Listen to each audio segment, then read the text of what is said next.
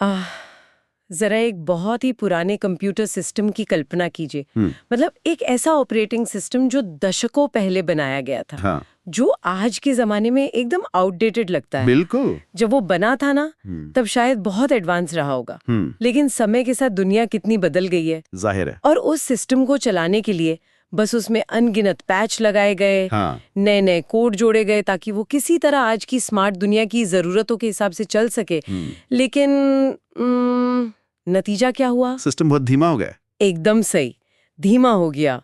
उसमें बहुत सारे लूप होल्स आ गए, वो अक्सर क्रैश होने लगता है। और कोई भी नया काम करने से पहले वो प्रोसेसिंग वाला वो गोल गोल चक्का बस घुमाने लगता है। हाँ, वो लोडिंग स्क्रीन जो कभी खत्म नहीं होती। बिल्कुल। अब जरा सोचिए कि ये पुराना ऑपरेटिंग सिस्टम कोई मशीन नहीं है, बल्कि ये भारत की पूरी आपराधिक न्याय प्रणाली है, जिस पर पिछले 160 सालों से काम चल रहा है। और जब कोई सिस्टम इतना पुराना हो जाता है ना, तो उसे सिर्फ छोटे मोटे अपडेट्स देकर आप काम नहीं चला सकते। हाँ, मतलब एक पॉइंट आता है जब आपको रुकना पड़ता है। बिल्कुल। एक बिंदु ऐसा आता है जहां आपको पूरा का पूरा आर्किटेक्चर ही बदलना पड़ता है।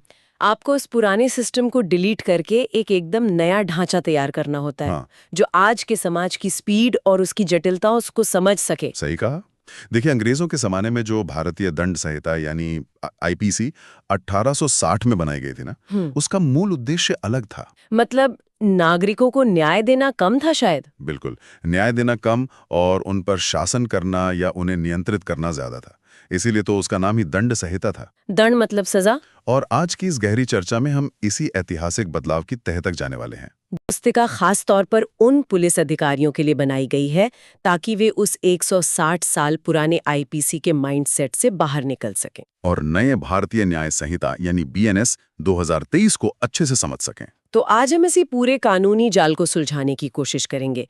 हम ये समझेंगे कि सिर्फ नाम बदलने से परे थानों और अदालतों में इसका असली असर क्या होने वाला है। देखिए, इस मैनुअल का सबसे महत्वपूर्ण पहलू यही है कि ये थियोरी से ज्यादा प्रैक्टिकल बदलावों पर जोर देता है। मतलब जमीन पर क्या बदलेगा? हाँ, जब हम आईपीसी से बीएनएस की ओर बढ़ते हैं तो ये सिर्फ धाराओं की संख्या बदलने का कोई नंबर गेम नहीं है। ये दंड के सिद्धांत से न्याय के सिद्धांत की ओर जाने का एक बहुत बड़ा वैचारिक शिफ्ट है। एक औपनिवेशिक ढांचे से बाहर निकलना। बिल्कुल, एक आधुनिक और स्वतंत्र राष्ट्र के ढांचे की ओर का सफर है ये। तो चलिए इसी ढांचे की बात करते हैं। सबसे पहले मैनुअल में सबसे पहला बड़ा बदलाव जो दिखता है वो है कानूनों की छटाई करना और उन्हें एक जगह समेटना। द ग्रेट कंसोलिडेशन कह सकते हैं इसे। हाँ, क्योंकि पुराने आईपीसी में 23 अध्याय और 511 धाराएं थीं, लेकिन नए बीएनएस में अध्यायों की संख्या 20 कर दी गई है और कुल धाराएं अब 358 रह गई हैं। संख्या काफी कम हुई है। वही तो। अब यहाँ मुझे थोड़ी उलझन हो रही है। क्या इसका मतलब ये है कि हमने कुछ अपराधों को अपराध मानना छोड़ दिया है? अरे नहीं नहीं, ऐसा बिल्कुल नहीं है। तो फिर धाराएं कम कैसे हो गई? क्या सरकार ने कानूनों में कटौती कर दी है? नहीं, इसे आप कानूनों की कटौती नहीं कह सकते, बल्कि यह कानूनों का एक तार्किक एकत्रीकरण है। पुराने आईपीसी की समस्या ये थी कि वह 160 सालों में ना बस टुकड़ों टुकड़ों में विकसित हुआ था। पैचवर्क की तरह। इस वजह से एक ही तरह के अपराध अलग अलग अध्यायों में बिखर गए थे। अच्छा, मतलब अगर मैं इसे एक मेडिकल एनालॉजी से समझने की कोशिश करूं, तो पुराना कानून एक ऐसे अस्त-व्यस्त अस्पताल की तरह था जहां एक्सरे मशीन बिल्डिंग ए में है और प्लास्टर रूम कहीं और है। हाँ, प्लास्टर चढ़ाने वाला कमरा बिल्डिंग सी में है और ऑर्थोपेडिक सर्जन का केबिन किसी तीसरी ही बिल्डिंग में है। तो मरीज तो बस भटकता ही रहेगा। बिल्कुल। अगर किसी का एक्सीडेंट होता है तो उसे पूरे अस्पताल के चक्कर काटने पड़ते हैं इलाज से पहले। ये एकदम सटीक उदाहरण दिया आपने। इस भारी बिखराव की वजह से पुलिस और वकीलों का बहुत ज्यादा समय बर्बाद होता था और पूरी कानूनी प्रक्रिया बहुत धीमी हो जाती थी। तो अब बीएनएस में उन्होंने क्या किया है? अब बीएनएस में जो किया गया है वो इस अस्त-व्यस्त अस्पताल में एक तरह का ट्रॉमा वार्ड बनाने जैसा है। मतलब एक ही तरह के अपराधों को एक लॉजिकल क्रम में एक जगह रख दिया गया है। महिलाओं और बच्चों के खिलाफ होने वाले अपराध पहले पूरे आईपीसी में यहाँ वहाँ फैले हुए थे। बिल्कुल। अब उन्हें बीएनएस में एक ही अध्याय के तहत प्राथमिकता दी गई है। अध्याय 5 के तहत, राइट? हाँ, अध्याय 5। और इसके तुरंत बाद मानव शरीर को प्रभावित करने वाले अपराधों को रखा गया है, जैसे हत्या या अपहरण वगैरह। बिल्कुल, उन्हें अध्याय 6 में रखा गया है। ये तो बहुत लॉजिकल समझ में आता है। हाँ, जब सब कुछ एक ही वार्ड में होगा तो एक पुलिस अधिकारी के लिए चार्जशीट बनाना काफी आसान हो जाएगा। और जज के लिए भी मामले को समझना ज्यादा सीधा और स्पष्ट हो जाएगा। हाँ, समय बचेगा। इसके अलावा ना एक और बहुत महत्वपूर्ण बदलाव अधूरे अपराधों को लेकर हुआ है। अधूरे अपराध मतलब इनकम्प्लीट क्राइम्स? हाँ, कानून में किसी अपराध का प्रयास करना यानी अटेम्प्ट, हाँ, या किसी को अपराध के लिए उकसाना जिसे अबेटमेंट कहते हैं, हाँ, और अपराध की साजिश रचना, कॉन्स्पिरेसी। कॉन्स्पिरेसी। जी, ये सब अलग-अलग श्रेणियां हैं।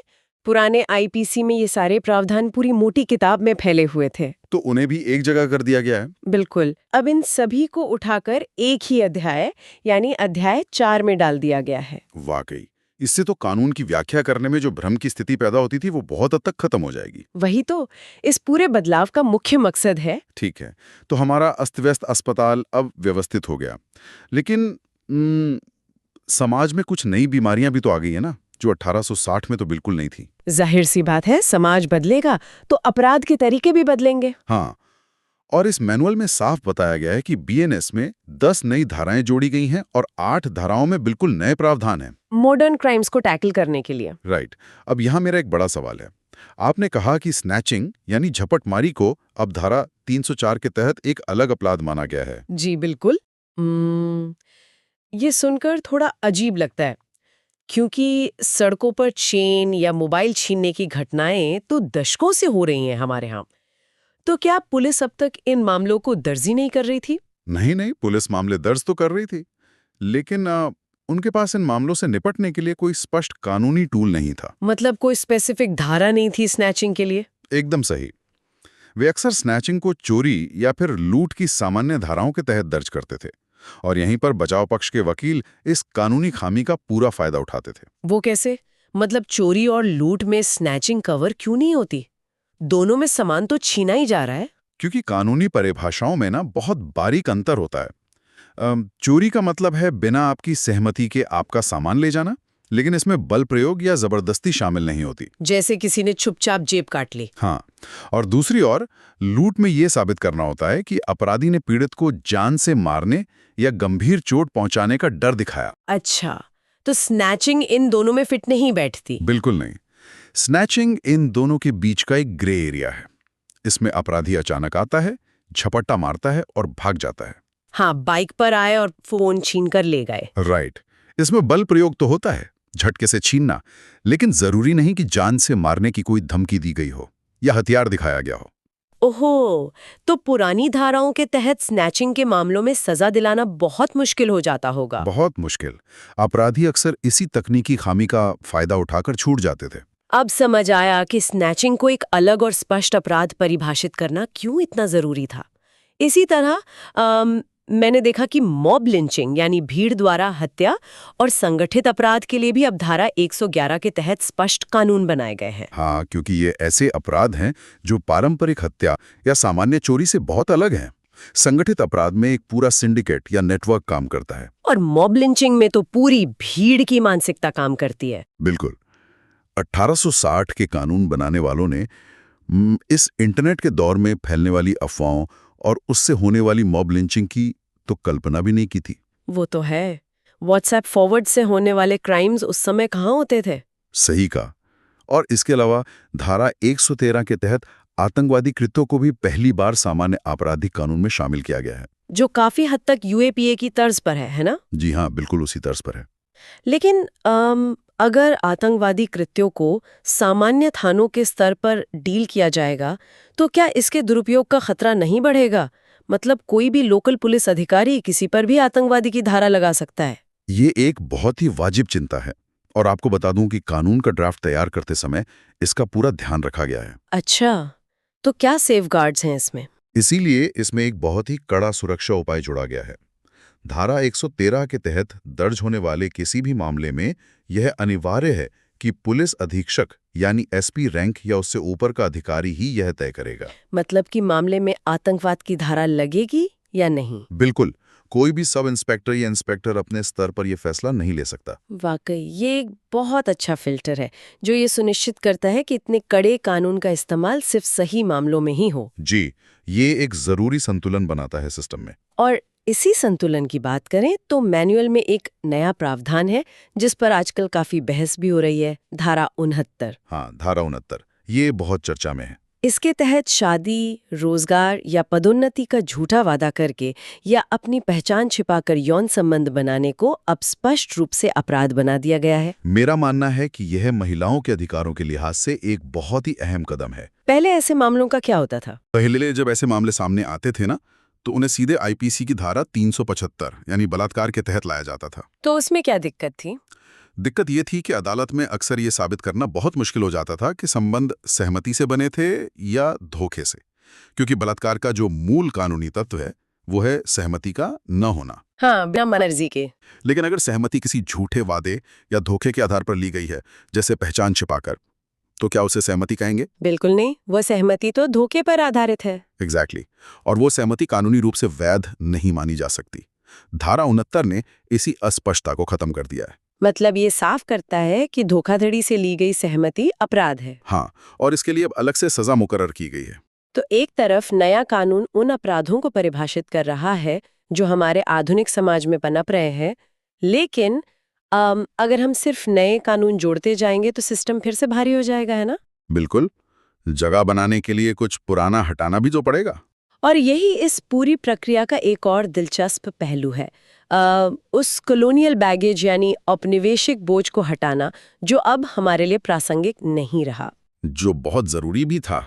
मैनुअल के मुताबिक आईपीसी के 20 प्रावधानों को पूरी तरह से हटा दिया गया है। देखिए, इन 20 प्रावधानों का हटना न सिर्फ कानूनी पन्नों की सफाई नहीं है, बल्कि ये एक राष्ट्र के रूप में हमारे दार्शनिक विकास को भी दर्शाता है कि हमारी सोच कैसे बदली है। हाँ, इसमें सबसे प्रमुख है राजद्रोह यानी सेडिशन की धारा 124A, जिसे अब पूरी तरह से हटा दिया गया है, जो कि अंग्रेजों ने अपनी सत्ता बचाने के लिए बनाई थी। एकदम सही।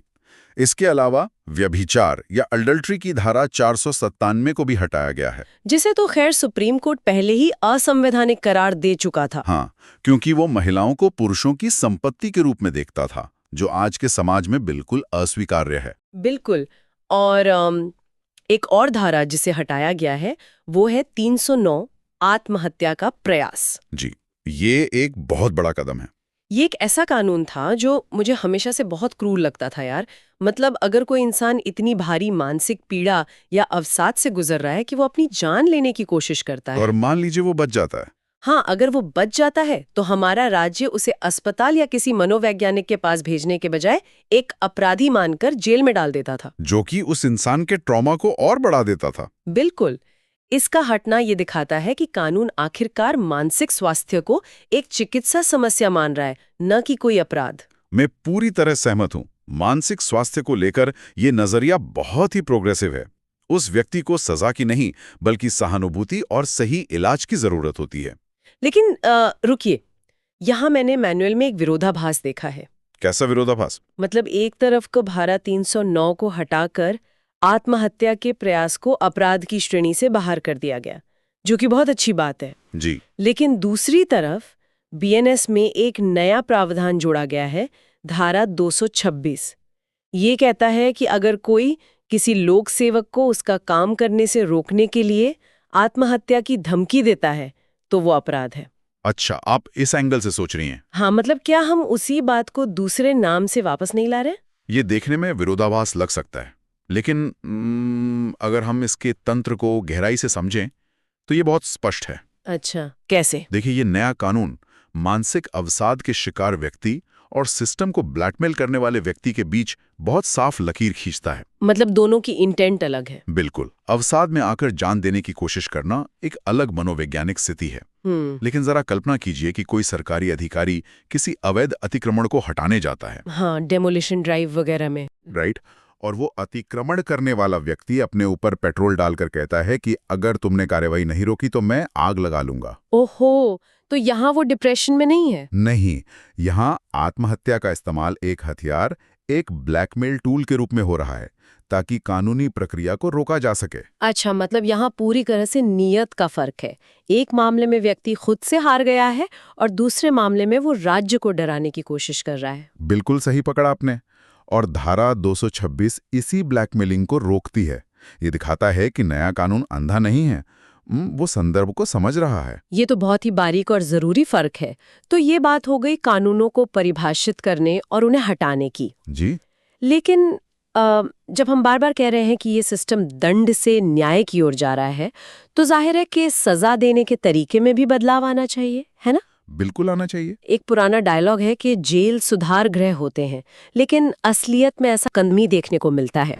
हाँ, जमीनी हकीकत तो कुछ और ही है।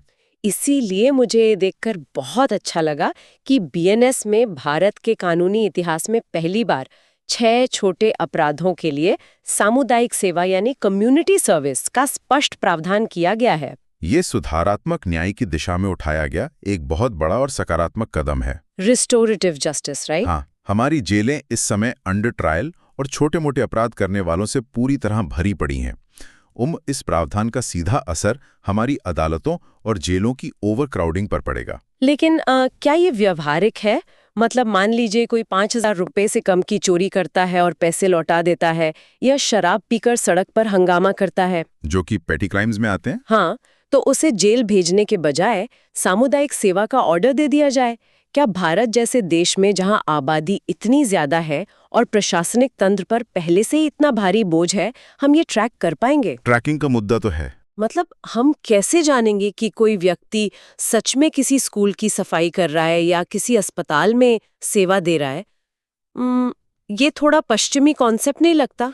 देखिए, इसे जमीन पर लागू करना निश्चित रूप से एक बड़ी प्रशासनिक चुनौती होगी। मैं इस बात से इनकार नहीं करूंगा।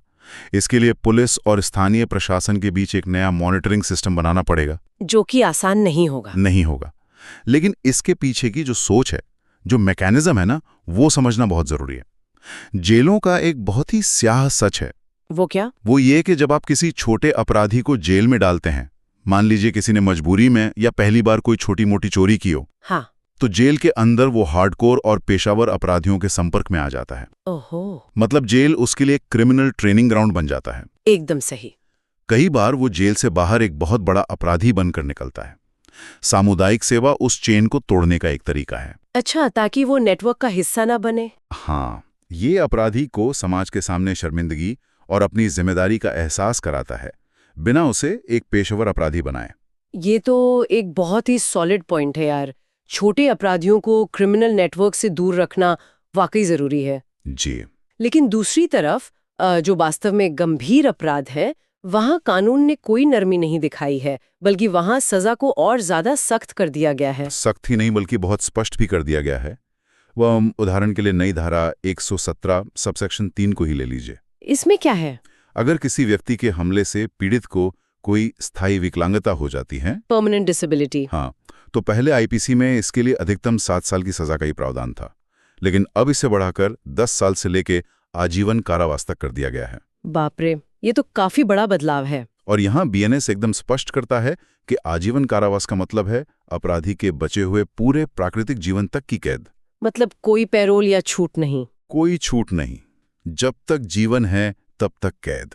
और मैंने ये भी पढ़ा कि महिलाओं और बच्चों के खिलाफ अपराधों पर तो ये कानून और भी कड़ा हो गया है। जी बिल्कुल। धारा 70 सबसेक्शन 2 के तहत अगर कोई 18 वर्ष से कम उम्र की बच्ची के साथ सामूहिक दुष्कर्म करता है, तो उसके लिए आजीवन कारावास या सीधे मौत की सजा का प्रावधान है। ये एक बहुत ही कड़ा और स्पष्ट संदेश है। और यहाँ एक और दिलचस्प बात जो मैंने इस मैनुअल में देखी, वो है शब्दों का चुनाव। शब्दों का चुनाव आप किस संदर्भ में कह रही हैं? मतलब पूरे कानून में अब नाबालिग शब्द की जगह हर जगह बच्चा शब्द का इस्तेमाल किया गया है, जो 18 वर्ष से कम उम्र वालों को परिभाषित करता है। हाँ, ये कानूनी शब्दावली में एक रूपता लाने के लिए किया गया है। एक रूपता कैसे? देखिए, पॉक्सो एक्ट और जुवेनाइल जस्टिस एक्ट जैसे जो हमारे अन्य आधुनिक कानून है ना, उनमें भी बच्चा शब्द का ही इस्तेमाल होता है। तो अब बीएनएस भी उसी लाइन पर आ गया है। अच्छा, तो अब सारे कानूनों में एक ही भाषा होगी। बिल्कुल। इसके अलावा बीएनएस में जेंडर यानी लिंग को लेकर भी बहुत आधुनिक दृष्टिकोण अपनाया गया है। हाँ, मैंने पढ़ा कि धारा 2 सबसेक्शन 10 में लिंग की परिभाषा में अब स्पष्ट रूप से ट्रांसजेंडर को भी शामिल कर लिया गया है, जो कि उन्हें कानूनी पहचान और सुरक्षा देता है। ये बहुत लंबे समय से पेंडिंग था। और कई अपराधों को जेंडर न्यूट्रल भी बनाया गया है।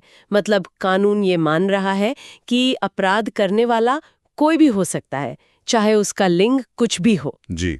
जैसे किसी महिला को विवस्त्र करने के इरादे से किया गया अपराध, जो कि धारा 76 है, या फिर दृश्य रतिकता, वोयरिज्म। हाँ वोयरिज्म, जो धारा 77 में है, जहां किसी महिला को उसकी सहमति के बिना प्राइवेट पलों में देखा या रिकॉर्ड किया जाता है। अब इन अपराधों के लिए सजा इस बात पर निर्भर नहीं करेगी कि अपराधी पुरुष है या कोई और यही एक परिपक्व कानूनी व्यवस्था की पहचान होती है। अब ये मानता है कि अपराध की प्रकृति और पीड़ित को पहुंचाई गई चोट ज्यादा महत्वपूर्ण है, न कि अपराधी का जेंडर। बिल्कुल।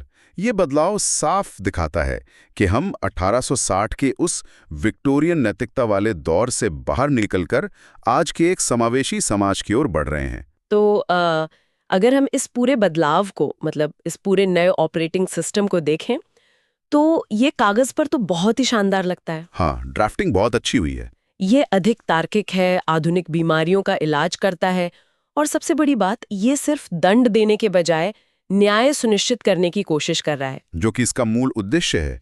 लेकिन इस पूरी चर्चा के अंत में एक बहुत ही गहरी और शायद थोड़ी परेशान करने वाली बात भी सामने आती है। वो क्या? कोई भी सॉफ्टवेयर चाहे कितना भी एडवांस्ड क्यों ना हो यार, वो अंततः उसी हार्डवेयर पर चलेगा जो पहले से मौजूद है। हाँ, ये बात तो है। और इस मैनुअल की प्रस्तावना में दिल्ली पुलिस कमिश्नर ने इस बात को बहुत ही ईमानदारी से स्वीकार किया है। जी, उन्होंने जो लिखा है ना, वो इस पूरे बदलाव की सबसे बड़ी व्यवहारिक सच्चाई है। उन्होंने साफ साफ कहा है कि थानों में बैठे पुलिसकर्मियों के लिए इन नए कानूनों को अपनाना एक बहुत बड़ी व्यवहारिक चुनौती होने वाली है। जरा कल्पना कीजिए सुनने वालों, एक पुलिस सब इंस्पेक्टर जिसने अपनी जिंदगी के 30 साल उसी पुराने आईपीसी के साथ गुजारे हैं। उसकी तो पूरी ट्रेनिंग उसी पर हुई है। बिल्कुल। उसे तो नींद में भी पता होता था कि चोरी के लिए कौन सी धारा लगानी है और हत्या के लिए 302 कैसे काम करती है। आईपीसी उसके लिए सिर्फ एक किताब नहीं थी, बल्कि उसकी रोजमर्रा की भाषा बन चुकी थी। हाँ, अब अचानक उस इंसान से कहा जा रहा है कि वो अपनी 30 साल की सीखी हुई बातों को अनलर्न करे, यानी पूरी तरह से भूल जाए, और एक बिल्कुल नई किताब, नए सेक्शन नंबर्स के साथ काम करे, जो कि मानसिक रूप से बहुत थकाने वाला काम है। और इंसानी मनोविज्ञान कहता है कि आदतों को बदलना सबसे मुश्किल काम होता है। और यहाँ हम एक या दो लोगों की नहीं, बल्कि 70,000 से अधिक कर्मियों वाले पुलिस बल की आदतें बदलने की बात कर रहे हैं। हालांकि उन्हें ट्रेन करने के लिए काफी काम हो रहा है, कैलेंडर बने हैं, विशेषज्ञ लगाए गए हैं। हाँ, वो सब तो है, लेकिन असल सवाल तो ये है कि क्या जमीनी स्तर पर काम करने वाला हमारा प्रशासनिक ढांचा, हमारे थाने, हमारे पुलिसकर्मी, हाँ, हमारे मुंशी, हमारे तपास अधिकारी, क्या वे इस नए न्याय के ढांचे को उतनी ही तेजी से अपना पाएंगे जितनी तेजी से संसद ने इस कानून को पास किया है? ये एक बहुत बड़ा सवालिया निशान है। या फिर हम आने वाले कुछ सालों तक पुराने हार्डवेयर और नए सॉफ्टवेयर के बीच का टकराव ही देखते रह जाएंगे, सिस्टम के क्रैश होने के रूप में? खैर, ये एक ऐसा सवाल है जिसका जवाब ना तो किसी किताब में मिलेगा और ना ही किसी ट्रेनिंग मैनुअल में। इसका जवाब तो बस आने वाला वक्त ही देगा। बिल्कुल। जब ये नया सिस्टम थानों और अदालतों की रोजमर्रा की कसौटी पर परखा जाएगा ना, तभी असली तस्वीर सामने आएगी।